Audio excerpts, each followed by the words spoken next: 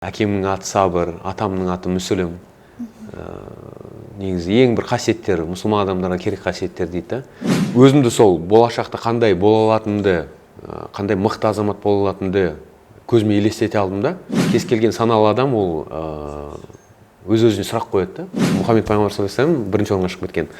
Сол себептен мен әрдайым сол кісінің өзіме кумир тұтамын да. Мен ойлаймын енді әрине өмір болғаннан кейін өнердің бәрі ол уақытша. Қыздың өзіне қарадым да, іштей бір тартымдылық сездім да. Сонымен танысқым келді.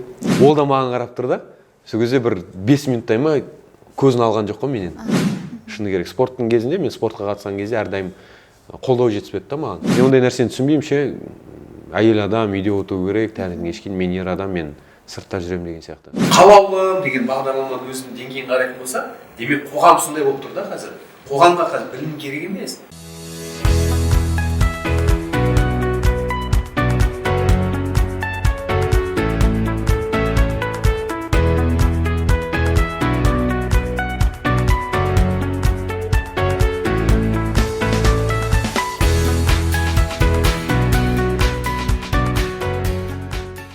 Достар, сәлем, менің есім Әсем Мереке қызы. Бүгін бізде қонақта танымал актер, тележүргізуші Тәуекел Мүсілім.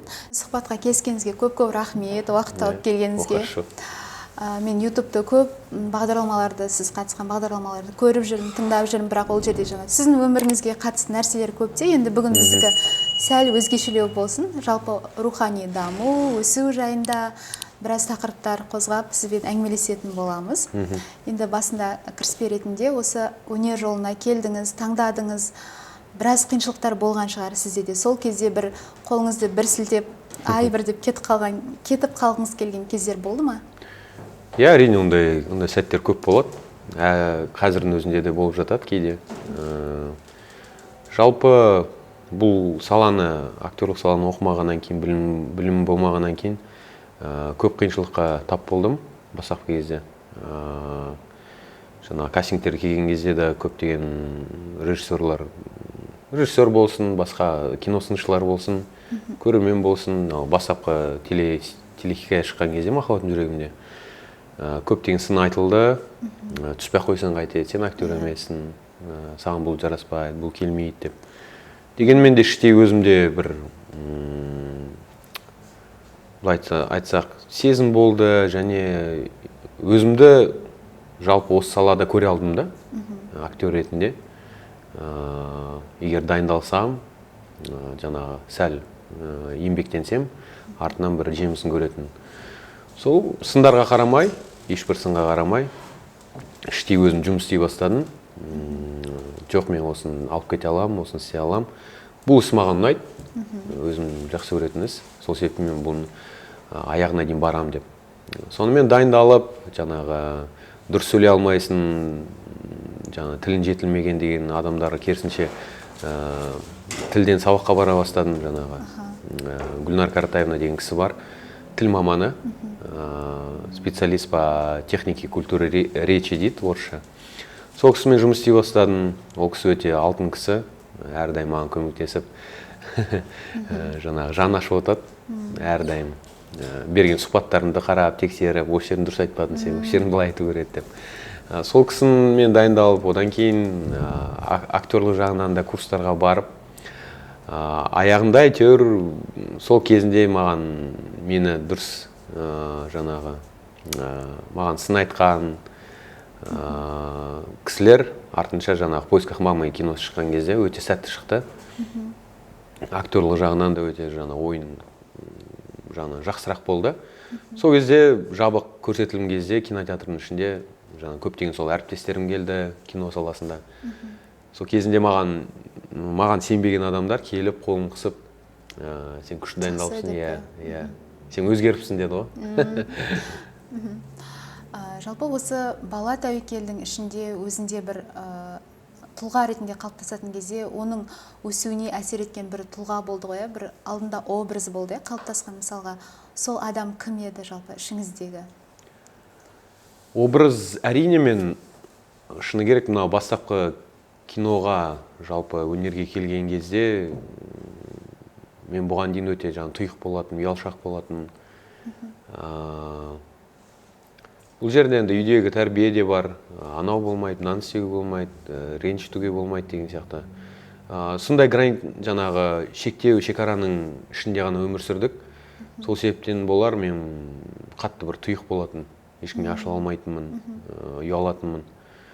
Тек артынша осы өнерге келіп, ашыла бастадым, жаңағы адамдармен таныса, көре бастадым. Шыны керек, адамның мүмкіндігі шексіз екенін түсіндім сол жерден.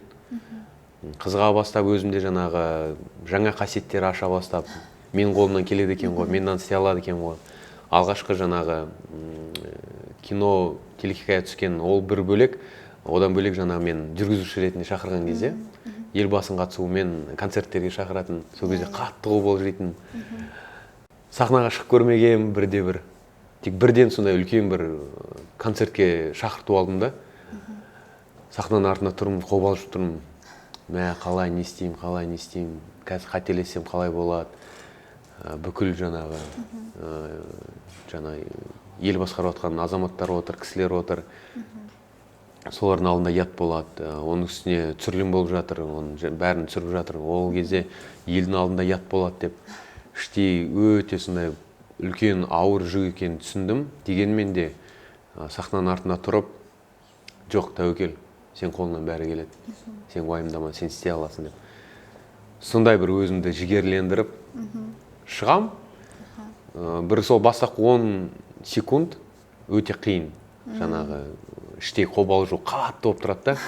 Тек артынша бір сондай бір жеңілдік пайда болады да. Уф деген сияқты. Одан кейін бір әдемі өтеді да, бір қалыпты, ешқандай бір қиындықсыз. Сол кезде бір концерт өткізіп болғаннан кейін іштей ойладым, мен шыны керек үлкен бір жаңағы спортпен айналысатын адамдар бар ғой, жаңағы ұзындыққа секіретін. Сол кезде ең үлкен планка алады олар. Соны секіргеннен кейін сондай бір сезімде болдым да, мен үлкен өзіме планканы алып, соның үстінен жаңағы таяққа тимей өткенім сияқты сондай бір жеңілдік пайда болды. Тек өзімді қатты сондай іштей өзіме жаңа қуандық десек болады, қуандым десем болады, болмаса бір жеңімпаз ретінде сезіндім да. Сен қолынан келеді екен, сен осыны істедің деп. Сондай қызықты сәттер болды. Ал жаңа кумир жайлы айтып жатсаңыз, әрине ондай бір өзімді сол болашақта қандай бола алатынымды, қандай мықты азамат бола алатынымды көзіме елестете алдым да. Сол елестетудің арқасында мен жұмыс істей бастадым. Әрбір өзімнің әлсіз жақтарымды күшейте бастадым. Жаңа тіл болсын, тіл жағын, актерлық жақ болса, актерлық жағын. Сұхбаттың өзінде де көп бұрын мен дұрыс сұхбат берген кезде қателіктерін байқайтынмын. Жаңағы слава паразиті бар ғой. Жаңағы деп қоса берем. Әрбір сөзімде, сол кезде ойлайдым іштей.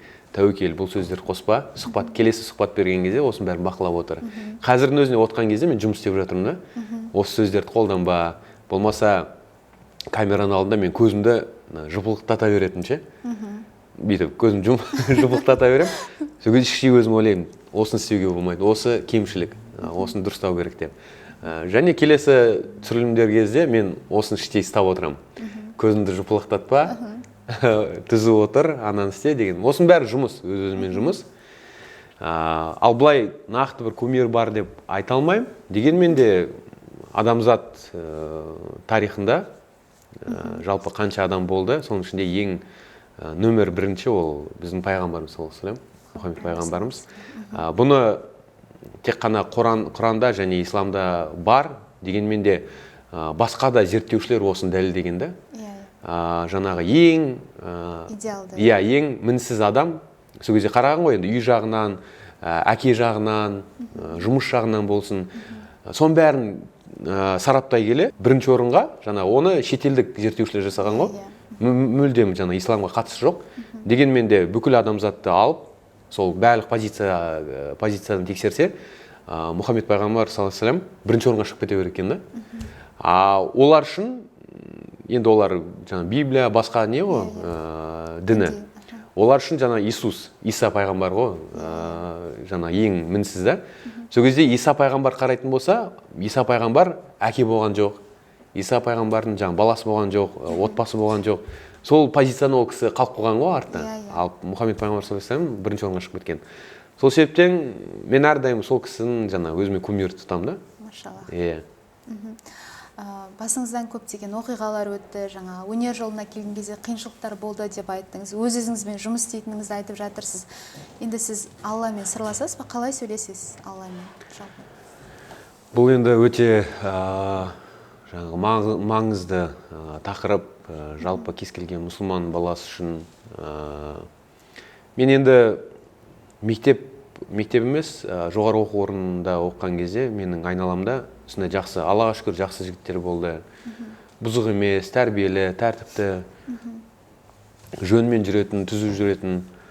Сол жігіттермен дос бола келе, жаңағы сондай дінге жақын болдық. Кейбіреуіміз бұрын бастадық, мен артынша жаңағы оларға қарап жаңағы үлгі тұтып, мен де сол дінге келдім. Дегенмен ол кезде кішкене дінге деген көзқарас басқашалау болды да. Тек артынша осы біз ол жоғары оқу орнында бітірдік, мен өнер саласына келдім. Өнер саласына әрине келгеннен кейін сәл шулы орта, иә, сәл сондай бір ортам өзгеріп кетті. Сонымен өзімде жаңағы қызығып, әйтеуір алаңдап, мүлдем жаңағы уақыт болмай кетті десек болады. Көңіл қоймай кеттім. Тек артынша Аллаға шүкір, Аллаға сансыз шүкірліктер болсын. Шыны керек, кез келген саналы адам ол өз-өзіне сұрақ қояды да. Жаңа Абай атамыз айтады ғой, сен күнделікті істеген ісіне есеп беруің керексің да. Не үшін істедім, қандай мақсатта, кімге пайда келді деген сияқты. Сонда мен өзім жалғыз отқан кезде, жалғыз бір жерлерде жүрген кезде әрдайым өзіме сұрақ қоятын іштей. Бұл өмірге не үшін келдім, адамның келген мақсаты неде, егер өлім болатын болса, демек жаңағы бәрі жалған болуы мүмкін. Сен істеп жатқан заттың өзі жаңағы бір жерге сен мақсат қойдың. Мысалға бір басқа бір мемлекетке барам деп, мысалға жаяу барам деп, енді Алла біледі, егер сен ертең күні өліп қалып жатсаң, сен ол мақсатына жете алмайсың да. Сол секілді сол ойлар мазалайтында мен әрдайым сөйтіп келе, бұл сұрақтың жауаптарын мен осы исламнан таба бастадым да. Исламда да көп нәрсе айтылады, осы өлім туралы айтылады, өлімді ұмытпаңдар, өлім керісінше адамды өз орнына деңгейіне қойып отырады, іштегі иманды. Иә, кейде жаңа өмірің жақсы, ақшаң болса, жаңағы ауырмай жүрсең, шыны керек көп нәрсе ұмытасың. Жаңа аспанда ұшып жүргендей боласың, бәрі керемет, бәрі жақсы.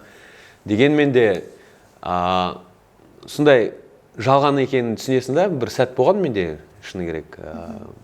Сондай бәрі жақсы, уайым жоқ, жаңағы жейтін тамағым бар, ұйықтайтын жерім бар, үйім бар, көлігім бар деген сияқты. Сосын бір рет біз анам екеуміз жаңағы медеуге барып, жаңағы коньки сырғанап теуіп жүргенбіз. Сосын мама байқаусызда жаңағы шалынып қалды, қолын тіреген кезде қол жаңағы трещина болып қалды да. Біз бірден жаңағы больницаға барып, ауруханаға, сол жерде гипс салдырып, енді сол сәт бір 30-40 минут па мен жаңағы больницада күтіп отырдым коридорда. Сол кезде шыны керек иманым жаңағы орыма түсті ғой бірден. Өйткені оған дейін жаңағы ой, бәрі керемет, бәрі жақсы. Мән бермей жүрді, ал ана жерде бір 40 минут коридорда отқан кезде, ана ауырып келген адамдар көрген кезде, жағдайларын көрген кезде, шыны керек өмір ондай жаңа керемет емес екенін түсіндім да. Өйткені кез келген уақытта сен сол қалыпқа түсуің мүмкінсің да. Ал егер жанның бір әшейін бір тісінің өзі ауырсыншы, жаңағы ештен керек емес қой саған. Сүйікті тамағың да керек емес, көлігің де керек емес, жаңағы жақсы көретін жерің де, төсегің де саған ыңғайсыз болып қалады да. Өйткені сен жаның ауырып жатыр, ол жанына батып жатыр да. Сол кезде ойладым да, соншалықты адам деген әлсіз болады да. Әлсіз болады. Сол кезде көп нәрсені түсіне бастадым. Алданба, орынмен бол. Сол себептен қазірде біз Аллаға шүкір ортам жаңағы өнердегі де бауырларым, жігіттер, біз қазір осы жақында ғана бастадық. Апта сайын бір рет кездесіп рухани жағынан жаңа сырласып, азық алып бір-бірімізбен тілдесеміз, жаңа білімі бар азаматтар шақырамыз. Сонда жақсы бір күшті отырыстар болып тұрады. соның арқасында әйтеуір бір қалыпты жүруге тырысып отырмыз. Жалпы сіздің Аллаға шүкір анаңыз бар, жарыңыз бар, балаңыз бар. Аллаға шүкір. Жалпы біз қандай отбасында дүниеге келетінімізді біз таңдамаймыз дейді. Ал сіз жарыңызды таңдап алдыңыз. Ол кісіні сіз қалай таңдадыңыз? Бұны біз жаңа түсірілім болған бізде. Біз бір компанияға жарнама түсіретін болдық. Сөйтіп түсірілім алаңына келдім мен.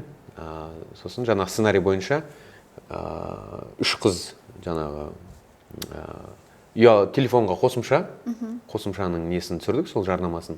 Сол кезде жаңа сценарий бойынша 3 қыз түсу керек. Сосын түсіп жатырмыз.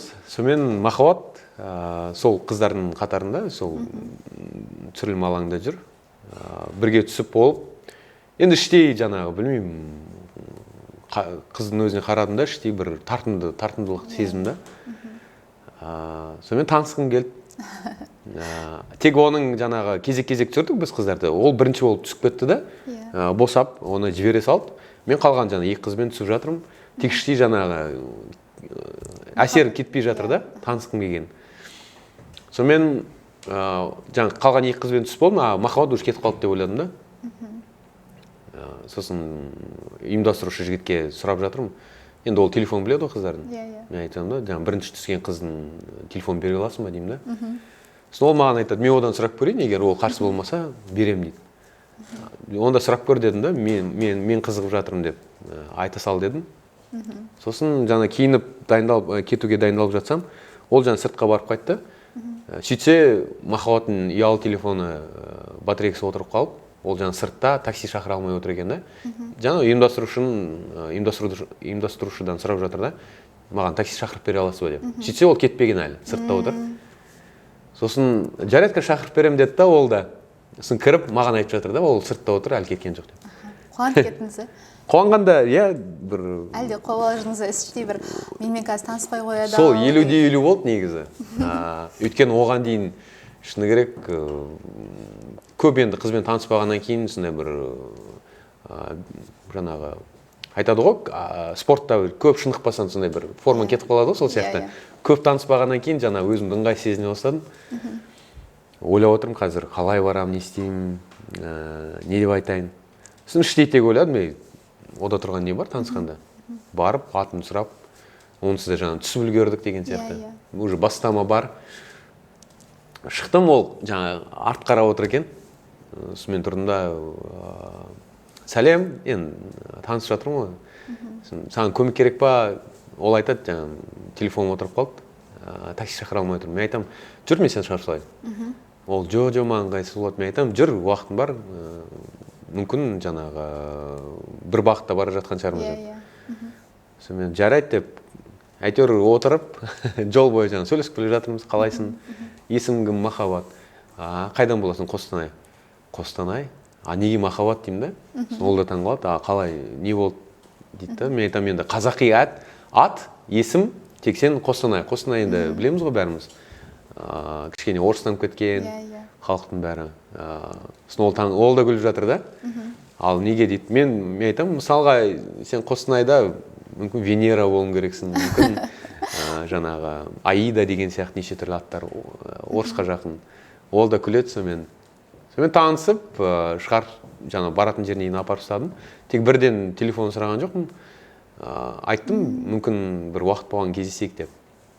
Ол да ойланып тұрды да, жарайды деді. Сонымен мен айттым, онда мен жаңа уақытын белгіледік. Жаңа демалыста келейім, кешке қарай келем, бір серуендеп қайтайық деп. Сонымен ол жарайды деді да.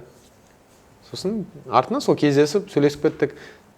Ұлды болдыңыз, Аллаға шүкір. Жалпы балаңыздың тәрбиесіне қалай қарайсыз? Енді белгілі бір қасиеттерін байқап, ұлым болашақта осындай болса екен деген сізде бір арман бар ма өзіңізде? Бала тәрбиесіне қалайсыз жалпы? Шыны керек, балам болмай жатып, әрине арман болды. Жаңа адам болғаннан кейін көптеген ой кіреді ғой басымызға. Сол кезде қиялданып, мүлдем басқа бір сипаттап кетеміз ғой. Сол кезде мен ойлайтын, баламды осындай мықты азамат қылам, осы өзіме не жетпеді балалық кезінде, соның бәрін берем деп ше. Ал қазір балам бола тұра, кейде андай жаңағы сол баяғы сенімділік жоқ болып кететін сияқты да. Өйткені шыны керек, бұл жерде біз шешпейміз, Алла Тағала шешеді.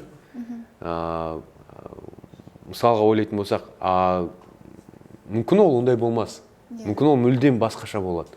Мүмкін ол мүлдем мен ойлағандай болмауы мүмкін ғой деген сияқты сондай ойлар келеді. Кейде сондай бір тығырыққа тіреліп қаламын да.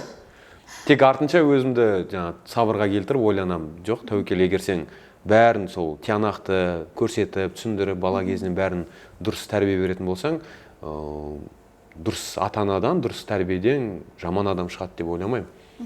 Сол себептен қазір бала кезінен, Аллаға шүкір, 9 айға, осы 8 күні ертең 9 айға келеміз. Айтөре 9 айға келеді. Сол бастапқы жаңағы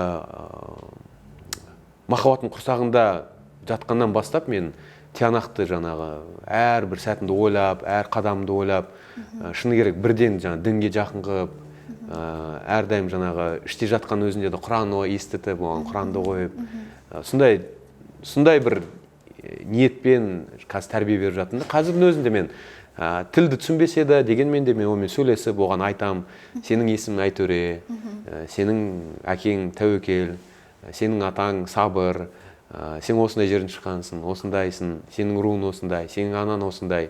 Соның бәрін айтам да. Меніңше ол бала бір түсінетін сияқты да.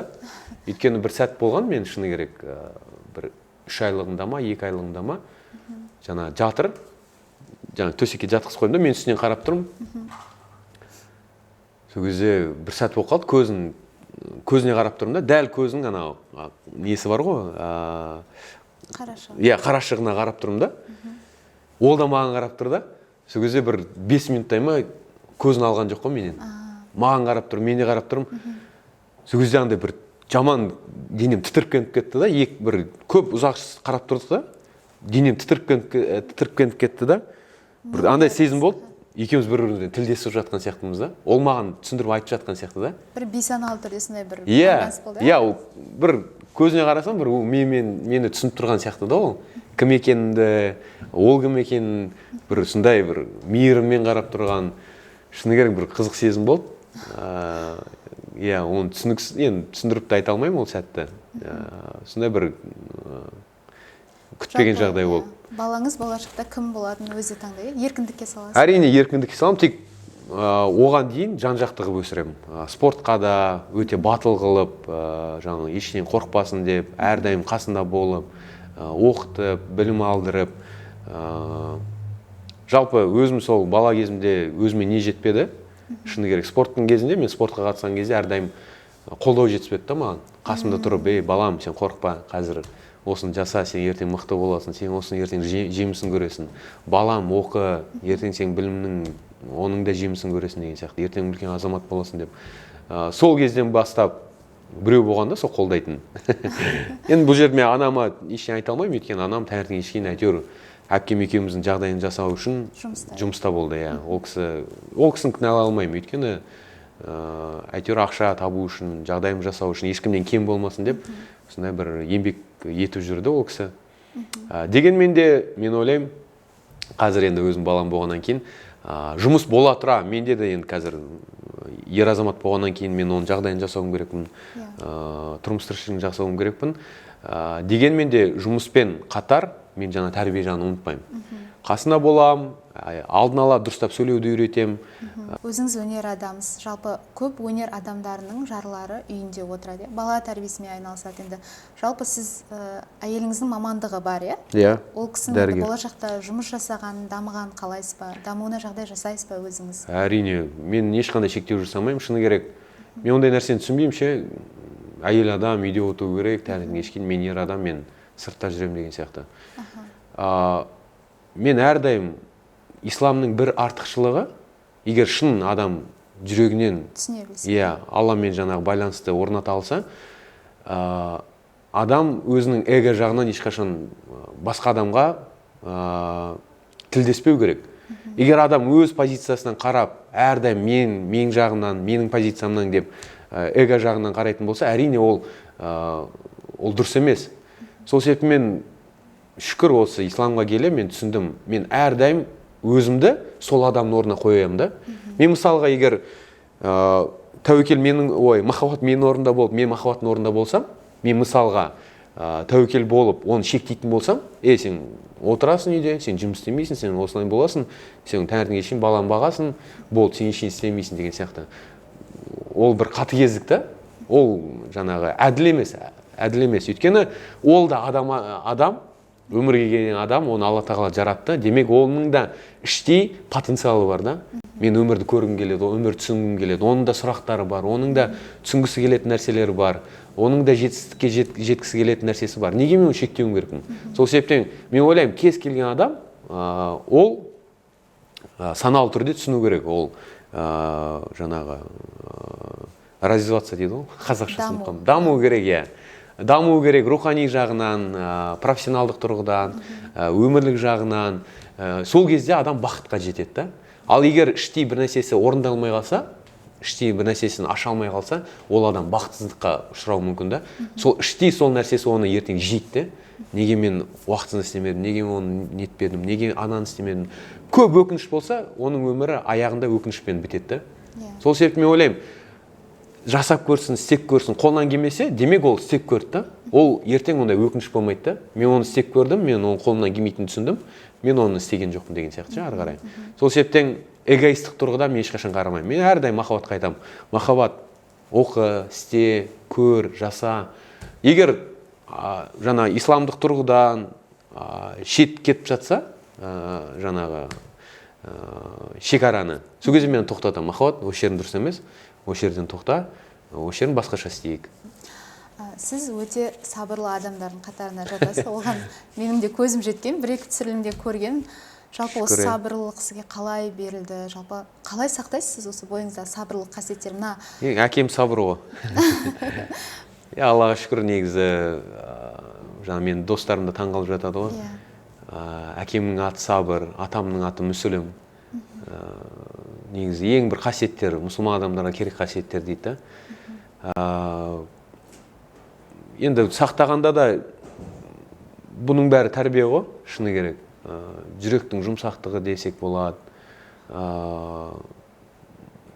Мен енді әрдайым осы мамам болмайды деген нәрсені шыны керек бір жағынан да оның бір асыл қасиеті болып тұр да.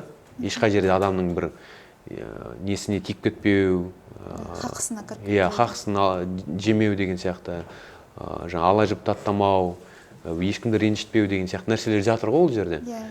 Сол кісінің арқасында біріншіден енді Алланың қалауымен, Алланың жаңағы назар, енді көзқарасы болғаннан кейін, ал екінші осы тәрбие деп ойлаймын.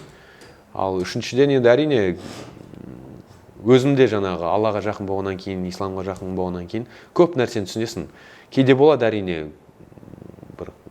кейбір ерсі қылықтар жасап жатады бір азаматтар. Сол кезде іштей өзім басып отырамын да, араласпай қой, не істейсің? Оның араласқанмен қазір не болады? Қазір мен оған есесін қайтарып жатсам, есесін қайтарып жатсам не болады деген сияқты. Егер өзіме қатысты нәрсе болса, мен ол нәрсені көтере аламын да. Егер мен сырттай бір басқа адамға бір әділетсіздік жасалып жатса, қиянат жасалып жатса, мен ондай кезде шыдай алмаймын. Шыны керек, мен ол кезде мүлдем жаңа басқаша болып кетемін да. Ұрасыз ба? Ұрғанда енді ұрмаймын, бірден ұрмаймын де. Тек дегенмен де ол әділетсіздікті тоқтатуға тырысамын.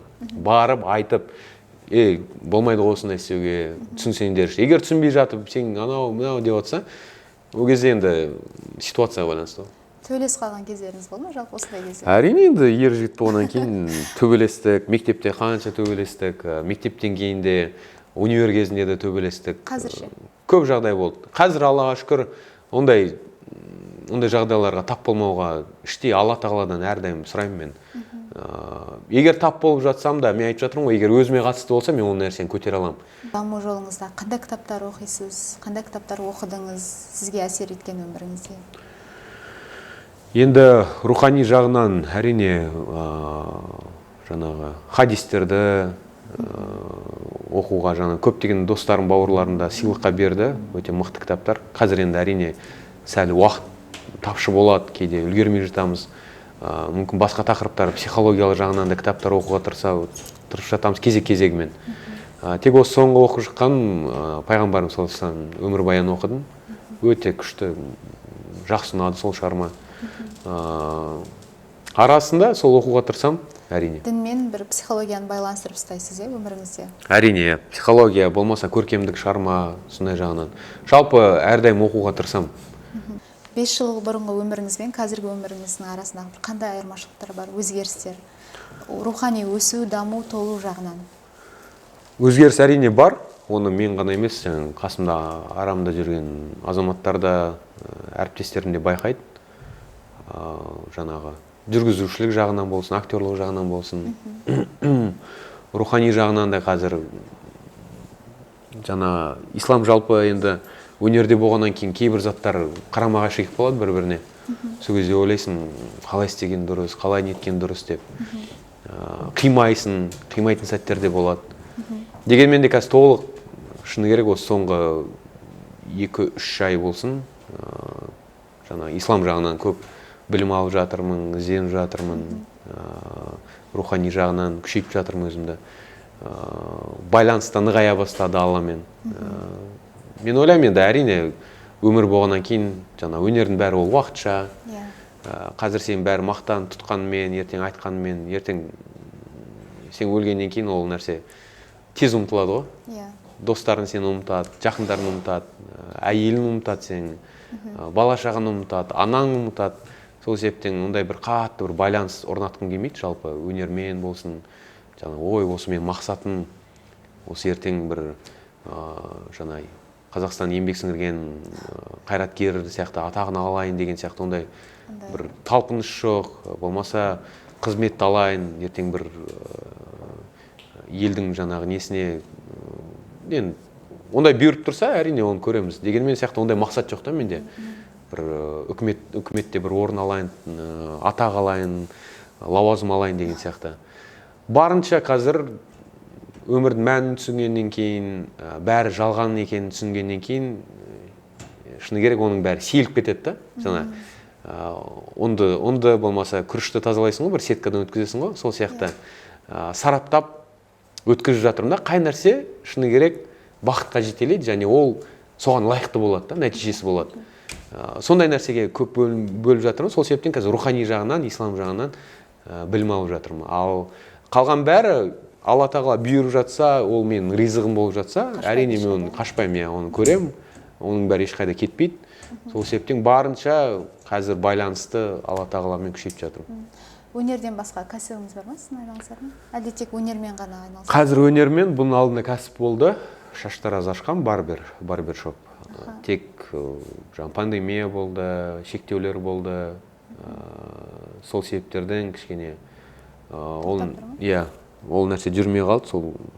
Және оның үстіне адаммен байланысып жұмыс істеу кішкене қиындау маған. Өйткені өзім жұмсақ болғаннан кейін біреуге бір команда беріп айта алмайды екенмін да. Ананы істе, болмаса ұрысып ше, сен неге мынаны істейсің деп. Мен әрдайым келем, жаңа қызметкерлеріме керекті жабдықтарын алып береміз, машинкасы болсын, тарағы болсын. Бір апта, 2 аптадан кейін анау сынып қалды дейді. Сол кезде мен түсіндім да, адам өзінің пиғылы болмаса, ниеті болмаса, таза ниеті болмаса, ол жұмыс істей алмайды. Ол жұмысты, осы жұмыс жүрсін деп істей де алмайды. Иә, істей де алмайды. Сол кезде сенің де жұмысын жүрмейді да. Бұл жерде бұл да сынақ болуы мүмкін. Қазір ойлану үстіндеміз енді, жалпы. Инстаграм парақшаңызда көптеген рекламалар бар. Рекламаларға сізде жалпы бір пост қанша теңге тұрады? Мен негізі ақысын айтқым келмейді. Әрдайым осы сұрақ қойылады. Инстаграм болсын, болмаса актерлық гонорарыңыз қанша деген сияқты. Шыны керек, мен қазір айтсам, кейбір менен де мықты актерлар, білім алған актерлар, мен жаңа адами тұрғыдан ол дұрыс емес деп ойлаймын. Өйткені ол кісінің адамдар көңілі қалып қою мүмкін да. Әртүрлі ойлары болуы. Иә, өйткені олар қанша еңбектеніп 4 жыл бойы оқып, соған еңбектеніп тер төгіп жұмыс істей келе, олар мүмкін гонорар ондай болмай қалса, ол жағынан ол тұрғыдан дұрыс болмайды деп ойлаймын. Ол адамға бір зиян өзіне алып келеді. Иә, зиян тиіп кетуі мүмкін. Сол себепті мен айтпаймын, ешқашан айтпаймын, гонорарымды айтпаймын, қанша алатынымды айтпаймын. Аллаға шүкір, қазір жаңағы жоспар егер айтатын болсақ, жалпы Қазақстан емес, қазір шетелге де шыққым келеді жалпы. Мүмкіндіктер бар ма, Иә. ұсыныстар бар ма ондай? Ұсыныстар дәл бір 100% ұсыныс жоқ. Дегенмен де таныс адамдарым бар, сол тұрғыда көмектесе алатын. Қазір Турция елінде өзім бағым сынап көргім келеді. Бағын айттым ғой, адам деген өмір бір рет берілгеннен кейін адам үлкен мақсаттар қою керек та. Және істеп көру керек. Егер сен лучше попробовать сделать и пожалеть, чем не сделав пожалеть дейді ғой, сол сетін бағын айттым ғой, бір талпынып тырысып көру керек. Егер ол жасай алмай қалса, дегенмен сен тырысып көрдің, іштей сен қанағат алдың да ол нәрсеге. Мен көрдім, істей алмадым, Алла тағала оны қалаған жоқ, демек ол менікі емес деген сияқты. Ал егер сен оны істемей, ойланып жүріп, істеу керек, сөйтіп өмірің өтіп кетсе, бір 50-60-қа жетіп қалып, күшің бәрі таусылған кезде, сондай бір оймен келсең, онда сен іштей қанағатсыз болып қалады да, сол орын бос болып қалады да. Деп аталарымыз айтып отыратын еді ғой, кезінде оқу керек, кезінде істеу керек деп. Сөйтіп өкініш болмас үшін мен барынша осы бұйырса, қолымдағы бар қаражатты, мүмкіндікті қолданып, шетелге барып, осы Түркия елінде сериалдарға қатысып, кастингтерге қатысып, сөйтіп жасағым келеді. Өнер жолында жалпы сіздің графигіңіз бар, көптеген енді түсірілімдерде боласыз деген сияқты. Жалпы енді болашақта Тәуекел бұл саладан кетіп, тып-тыныш өзінің бизнесін жасап, отбасымен бірге тыныш өмір сүргісі келетін кездер бола ма? Иә, мен айттым ғой жаңа, өнер сәл исламмен қарама-қайшы келіп қалатын жақтары бар да. Дегенмен бір жақсысы жалпы өнердің, сен артынан келе жатқан, еріп келе жатқан жаңағы жастарға, іні қарындастарға сен жақсы бір үлгі көрсете аласың да. Айта аласың. Қазірдің мысалға осы сұхбаттың өзі кейбір адамдарға бір 100% демей қойын, енді бір әшейін бір 1% болса да бір адамға әсер тиіп жатса, оның өзі бір еңбекті, оның өзі бір жеңіс, былай қарап жатсаң. Осы жағынан, осы тұрғыдан өнер ол жақсы. Қазір біз байқаймыз, қоғам мүлдем өзгеріп жатыр. Қазір мына Instagram, TikTok-тың әсерінен, әлеуметтік желінің әсерінен бәрі оңайда. Қазір адам қиналып та білмейді. Қазір мен шыны керек, біздің кезінде, енді бізде оңай болған жоқ, біз тырыстық, іздендік. Ал қазіргі балалар, қазір мен жаңа інім өсіп келе жатыр ғой, байқаймын қазір таңертеңге шейін жаңа ұялы телефонда ойын ойнайды. Жаңа оңай тұрғыдан бәрі оңай келгеннен бөлек, тағы айтатын болсақ, психологиялық тұрғыдан олар қиын болады.